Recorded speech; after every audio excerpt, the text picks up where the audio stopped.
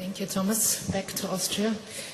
I would like to first of all thank the organizers for giving me the opportunity, and I'm very proud to be here and to talk to you and to be part of this cluster development here in India. I've been here before in 2010 at the TCI conference on cluster policy, and I can see the things moving on, and I'm very happy to see that. Also, I had the great privilege to visit a food cluster in Pune yesterday, and it was for me exciting to see how motivated the people are to really get together and put the challenges on the table and to work on it together. Where do I come from? I would like to start with that, because probably most of you haven't heard about Lower Austria and Niederösterreich so far. I come from the region around Vienna. Christoph has mentioned it before. Austria is small already, but then even small structured, because we have 9 regions, and I work for the one that is surrounding Vienna. There's a comment I have to make at this point. There is many differences between my world and the world in India, and one of the top issues, especially for me, trying to understand the issues in India is always the topic of size. So I also wanted to mention here that looking at this map, you can see the small world I'm working for. Nevertheless, I would like to focus on the similarities of cluster development in Lower Austria and in India, and I think I have some points to make here. I represent today the food cluster in Lower Austria. The agricultural sector and the food processing sector is traditionally strong in my region. As I mentioned, we are surrounding the capital of Austria, so the region was in charge of feeding the city. We also do have industrial areas, of course, so plastics, machinery, but we still have a very strong agricultural and also forestry sector.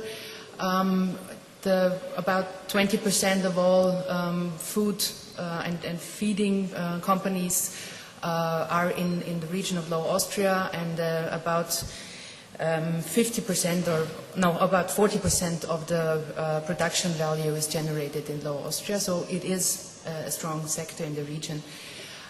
It is very small structured, and that's the first similarity I would like to mention. So about 95% of all companies in this sector have less than 10 employees.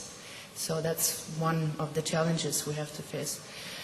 Also, I would like to mention that Lower Austria is focusing very strongly on organic farming.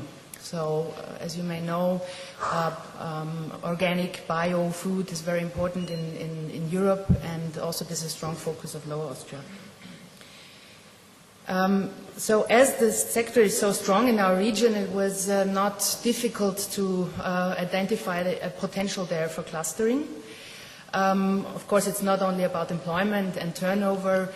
There was an in-depth analysis before starting the cluster that looked into the existing collaborations between companies and researchers, the need for support from the public side, the topics they are working on, the challenges they are facing.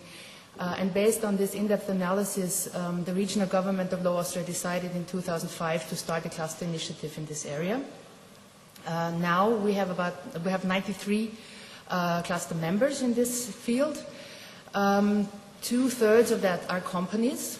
1/3 is researchers, laboratories, also consultants and education institutions supporting the companies.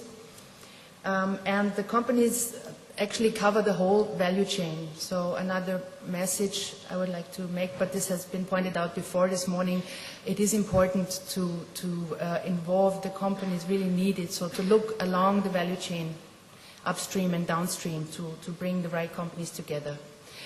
The initiative is supported by 2 departments in our region, the Department for Economy and the Department for Agriculture.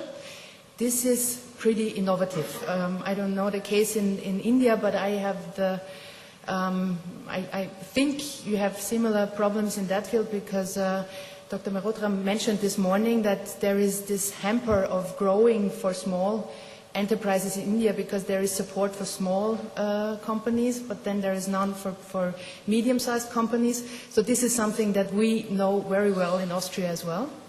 And it was very important for us to convince the Department for Agriculture, who are not dealing with clusters generally, that the food cluster can do something for them as well, and they should support it. So the cluster organization is supported by the Department for Agriculture as well.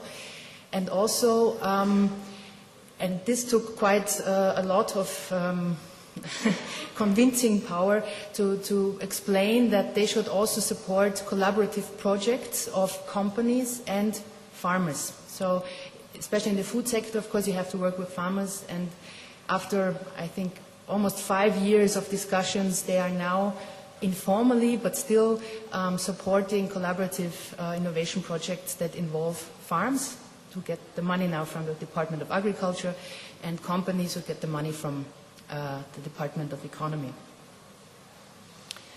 So the challenges, to summarize, it is a very traditional sector. Somebody baking bread, doing this since generation, has sometimes difficulties to understand that he or she has to change something. It is a very small structured cluster, very small companies, I mentioned that before. The companies are under very high pricing pressure and also quality pressure, so there's a lot of pressure from supermarkets, especially on food companies regarding price, and also food quality standards they have to implement. It is cross-sectoral, agriculture and businesses, and there's a lot of subsectors with specific needs. So bakery companies need other supports than companies working with meat or vegetables and so on.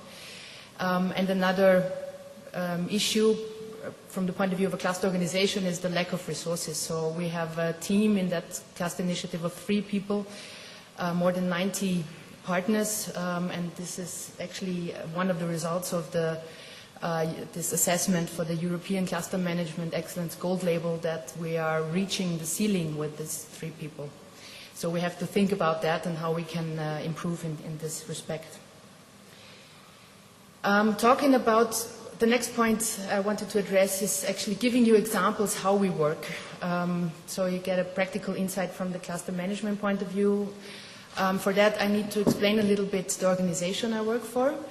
I work for the Regional Development Agency of Lower Austria, that is actually owned by the regional government, existing since the 1950s and doing different kinds of things. We started with running business parks, we still do so, and step by step we developed our portfolio to developing regional development projects, initiating regional growth in backlaying regions. And the youngest column is support for companies and technologies. That's the one you see on the very left, with the Department of Clusters. So all the cluster management employees are employed by the regional government. They are working for the companies and the researchers, of course, but the organization is hosted by, the cluster management organization is actually the Regional Development Agency. Then there's a department for internationalization and a department called Technopoles. What is that? Just in very brief words, this is 4 technology centers in our region that are working in very specialized technology niches. Why very specialized? Because we have Vienna in the center with the hub for universities and technology in Austria. And of course we cannot compete, we do not even want to compete with them, we collaborate with them, but there is specific technological know-how in 4 locations in Lower Austria that are still competitive. For example, for agricultural biotechnology, and in some areas they are world leaders, so working all over the world, identifying mycotoxins and stuff like that. And also working together with the cluster initiatives. The message I would like to make here is that being owned by the regional government has one big benefit. We are the bridge between companies and the regional government. So we can, and the government is also paying us for that. I refer to the question of financing, business model of our cluster organization. We have Our share looks a little bit different than in Clusterland Upper Austria. The share of public funding is higher. It's up to, depends actually on the cluster, but overall it's up to 45% regional money, also ERDF, so European money, and the rest is from the private sector and from projects we're involved in. So the point I wanted to make is the regional government sees the cluster management as a tool to translate their economic policy into the economy. To, on one hand, to find out about the needs and the requirements of the companies, and to tailor-make their instruments, to have more efficient instruments to support the companies where it is needed. And I think this transparency and this dialogue, this is something very important, not easy to establish. It took also, even we are owned by the regional government, it took quite a while until the cluster management really had the capability to take this, to take over this role. But it is something that is now very important for our work. That if we come up with a new topic, let's say smart textiles, and we need support from the regional government to do, usually it's not about big money, but we need support to do a feasibility study, something that is not big, but still the companies cannot afford to do it on their own. And there is an interest from the regional government side. They can support us with the pilot action, with an amount of money, and we can test new things and help creating value for the region. So this is the benefit the regional government takes from the cluster management. Maybe another point, we also have a platform, and this is also a message to India to think about that. Since about 4 years, we have a platform of the different cluster organizations all over Austria and the Ministry of Economy on the national level, where we exchange in the same way. And also this resulted into new funding schemes for tailor-made trainings in companies that is now very well accepted and used by companies and very successful. So this dialogue between cluster managers and the government, talking about the specific requirements of companies, is something that I would really like to emphasize. We are running 5 cluster initiatives, so very similar to Clusterland Upper Austria. We are a kind of an umbrella organization for 5 cluster initiatives. The 6th one you see here is a platform for electromobility, also involving communities. We run cluster initiatives since 2001, so there is already a bit of an experience. We are very proud that 4 of them received the European Cluster Management Excellence Gold label. And we try to still improve and keep this gold label, actually. At that point, I wanted to mention the importance of cross-sector collaboration, but I think that was already quite well explained by Christoph, how important this is for us in Austria to enable this collaboration between the different sectors. Maybe just to give you one more story about this. We spend a lot of time in mapping, in identifying specific skills and resources in companies. So to find out what know-how is available within the region as a first step, because in many cases the companies are looking for technology solutions and rather go to the US or wherever, not knowing that actually there is technological know-how available within the region or nearby. So we spend a lot of time on that. And one of the results we reached recently was there is a technology institute in Lower Austria actually working for the aerospace industry. So what they do, what their know-how is that they are very good in controlling energy. They use it for actually moving satellites. So they need to know very specifically how much energy input is needed to move the satellite in the space, something very up in the air. But we found out that actually this is a know-how that can be used in a company in Lower Austria that is producing waffles. So something very down-to-earth, cookies, waffles, because they need to control energy also very specifically, not to keep the quality. And with that new technology, with the new know-how, they managed to reduce the energy consumption per 30% with that input from researchers we had within the region. So this is an example. Of course, this is a highlight, but we look for examples like that, and for that it is very important to bring also the different know-how together and to do the translation work. This has been mentioned, I think, by Thomas before. People use different languages. In the worst case, they use the same word, like compound is a word that is often used in the plastics industry, but the word compound is also used in the textiles industry, but it means something completely different. So you bring people together and to learn from each other and to enable that. That's one of the big challenges of cluster managers. Okay. How do we work? I try to illustrate the process. It is about finding ideas. Thomas mentioned communication, so it's a lot about talking to the companies, visiting them, finding out about their needs. But the ideas sometimes do not only come from the companies, so an additional point, the cluster management also has to know about trends and to give input to the companies. We try to translate that into, this is the major work, to bring the right partners together to work in projects, so we are also very much project-oriented. And the main message here is try to focus. It is a challenge, but what we need to do, especially with 3 people, we need to identify those topics that are really the most relevant for the whole region, not only for single companies, but for the region as such. And we try to find those focus, those lead initiatives.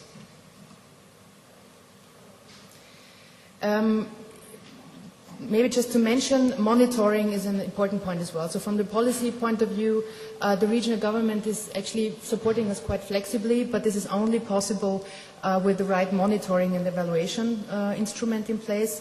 And we have worked about 5 years to develop a system deriving from the regional innovation strategy objectives, the right indicators for the cluster management organization. So we translated the objectives on the regional level into output indicators where the cluster organization can really contribute to those regional objectives and to make them measurable. And this is working quite well because people do what they are measured in. So if you set the right goals and if you measure them, that has an impact also on the practical level. Then I would like to give you briefly some examples so you maybe get a better understanding what we're working on. One thing is food security. So another similarity, India and Austria, is it's a lot about information and training of employees in the companies. And the food sector faces very much the challenge of having to introduce food standards. So we spend a lot of time in training companies on how to implement these food standards. The benefits of the company is one thing, of course, they share costs for that external experts, telling them how to do it. They meet and exchange experience in implementing food standards, so they learn from each other. And then they get the chance to really implement, to get support from this external expert implementing the steps in their company. Second example, that's about product development. The bakery sector faces a big challenge in Austria. Actually, the small bakeries are dying at the moment because more and more bread is not. The people do not go to small bakeries anymore. They go to big supermarkets or even petrol stations on Sundays and buy the bread there because there is frozen bakeries that are just baked, warmed in the supermarkets and tastes like fresh bread, and people buy it there. So they need to innovate. They need to find new products to have a broader variety of bread, and to find solutions for that. And also here, it is a platform for companies to exchange and to learn from each other, to learn from researchers, and to have the help of the researchers in-house to really step-by-step test new products and have a hands-on training for their employees to develop this new product. And here I would like to refer to what Thomas said, interest groups or working groups. So this group of bakeries, they are continuously meeting and discussing common issues, not only innovations. This is probably something that they would like to keep for themselves, but a big issue there is qualification. And so together they are lobbying for new education, for new trainings and trying to set up trainings in that field. Third example is on resource efficiency. Again, a similarity. There's a big challenge of what to do with food waste in India as well as in Austria. One of the solutions might be the use of food waste as a renewable energy source. And this is an international project where we, at the first step, try to raise awareness for that topic, try to promote biogas plants using food waste. There's still a lot of objections, but there's a big potential to work on that. And fourth, last but not least, I would like to mention a big research project. So this is also something we are doing. When we talk about internationalization, it's usually not about helping companies to export. The reason is that we have a strong chamber of commerce in Austria helping companies with that. They do the export promotion. So the role of the clusters in my region is rather to focus on innovation. And when we talk about international projects, then the objective is usually to bring new know-how to the region, to learn from other countries how they deal with certain issues, or to bring new technology to the region. And here's an example in the field of packaging, food packaging, where we were participating in a European research project, collecting information about the latest state of art in packaging materials and packaging technologies. Again, collecting information, providing this information to companies, and hands-on training within the companies trying to test these new materials. Okay, maybe I keep this slide for a short discussion with Thomas about this cluster management excellence. Okay, thank you very much.